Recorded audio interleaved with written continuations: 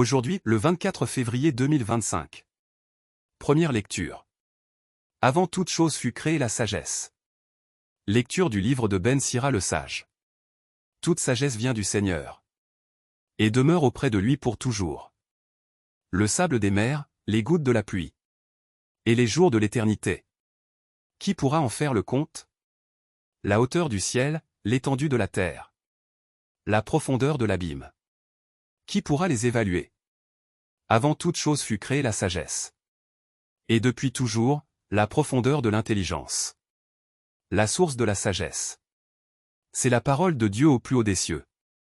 Ses chemins sont les commandements éternels. La racine de la sagesse, qui en a eu la révélation? Et ses subtilités, qui en a eu la connaissance? La science de la sagesse, à qui fut-elle manifestée? Et qui a profité de sa grande expérience? Il n'y a qu'un seul être sage et très redoutable. Celui qui siège sur son trône.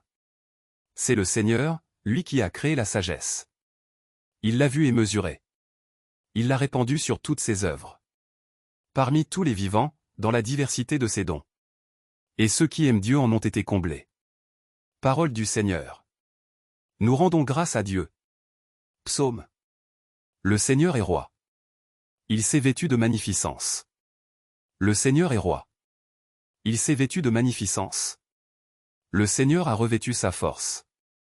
Et la terre tient bon, inébranlable. Dès l'origine ton trône tient bon.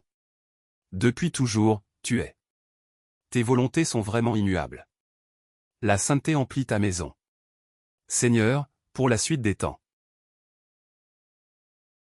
Évangile. Je crois. Viens au secours de mon manque de foi. Alléluia. Alléluia. Notre Sauveur, le Christ Jésus, a détruit la mort. Il a fait resplendir la vie par l'Évangile. Alléluia. Évangile de Jésus-Christ selon saint Marc.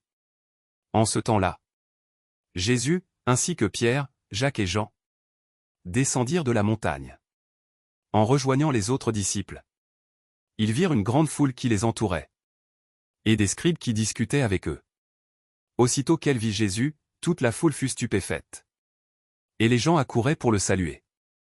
Il leur demanda: De quoi discutez-vous avec eux? Quelqu'un dans la foule lui répondit: Maître, je t'ai amené mon fils. Il est possédé par un esprit qui le rend muet. Cet esprit s'empare de lui n'importe où. Il le jette par terre. L'enfant écume, grince des dents. Et devient tout raide. J'ai demandé à tes disciples d'expulser cet esprit. Mais ils n'en ont pas été capables. Prenant la parole, Jésus leur dit: Génération incroyante. Combien de temps resterai-je auprès de vous? Combien de temps devrais-je vous supporter? Amenez-le-moi. On le lui amena. Dès qu'il vit Jésus, l'esprit fit entrer l'enfant en convulsion. L'enfant tomba et se roulait par terre en écumant. Jésus interrogea le père. Depuis combien de temps cela lui arrive-t-il? Il répondit: Depuis sa petite enfance. Et souvent il l'a même jeté dans le feu ou dans l'eau. Pour le faire périr. Mais si tu peux quelque chose, viens à notre secours, par compassion envers nous. Jésus lui déclara: Pourquoi dire, si tu peux?